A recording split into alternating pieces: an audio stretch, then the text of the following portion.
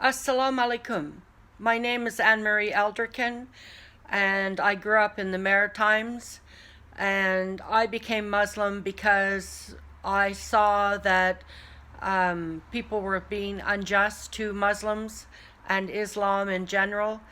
What I discovered is that 1400 years ago, women had a right to vote, they had a right to own property, they had a right to an education, they had a first right to divorce, and they had a right to medical attention, and they had a right to have a business, and they had a right to have their own money and their own property. And this was 1400 years ago.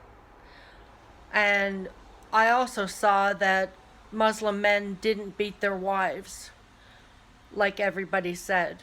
Some men did, or do, but that's found in every culture.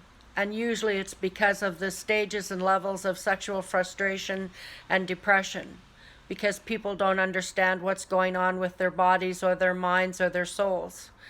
Especially when people get married and then for some reason, whether they meet somebody else or see somebody else, or it could be health issues that causes some sexual dysfunction, or it could be that there's spousal abuse going on in the relationship.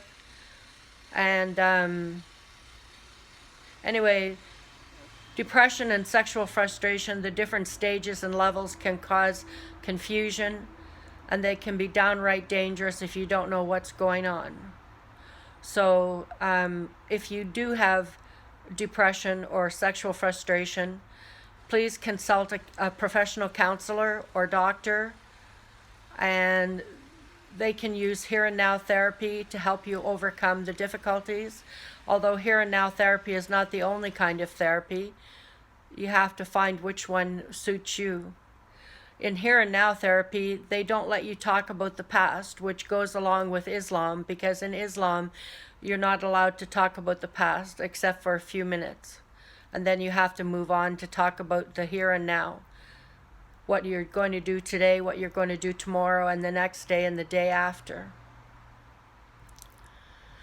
So, anyway, and then there's a chapter of the Quran that talks about a great sorting out. I don't have the article here for you to read, or I'll just paraphrase it.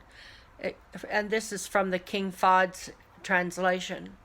At the time of the end and a great earthquake or commotion, the earth personified would rise and sort mankind into groups, because the Lord has given her inspiration. At that time will everyone who has done an atom's weight of good see it, and everyone who has done an atom's weight of evil see it. Alhamdulillah. This surah, or chapter of the Quran, really helped me when I first became depressed to stay focused on trying to participate in groups sorted out for counseling, for education, counseling, consultation, medical and mental health attention.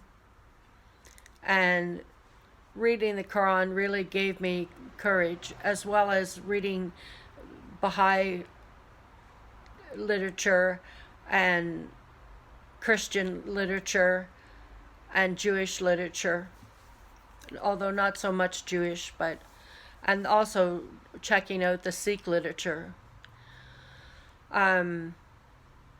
So I encourage people to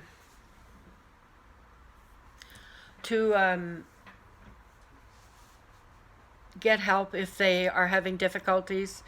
And the other thing I encourage is to practice good self-care. Taking showers, being clean, keeping your home clean, doing the dishes even though you don't feel like doing them,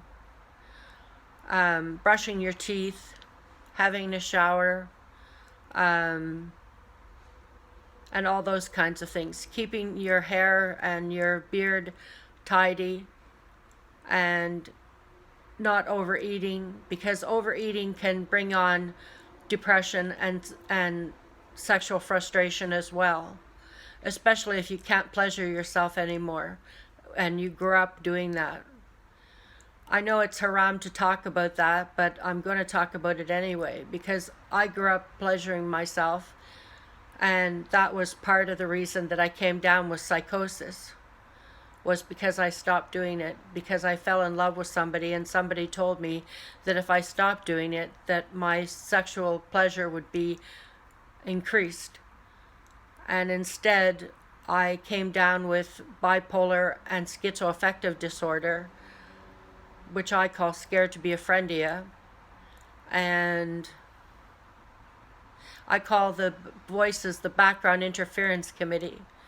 And basically, schizophrenia, what it's about is about being exhausted and having exposure to lots of noises.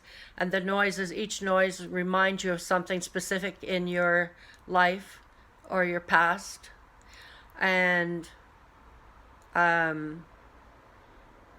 those memories can make you sad or happy, sometimes really happy, almost euphoria, because they're so pleasing. And then it can make you really sad because they're really awful things to remember or to have witnessed. And people can be drawn to suicidal thoughts. The suicidal thoughts can be just one word, and it can trigger you thinking about suicide or that you'd like to not be here. But you have to realize that you have to acknowledge those voices on suicide ideology and not act on them. You have to take a step back. In fact, that goes for any kind of thoughts, whether it's suicide or homicide or harming someone. You have to take a step back and acknowledge it and move on. And yeah, but the best thing to do is to talk to a counselor or psychiatrist or your family doctor and get a referral to a support group in your area, or look in your community or on Google to see if there's a support group in your area for that kind of thing. That could help you a whole lot. Masalam. Mashallah.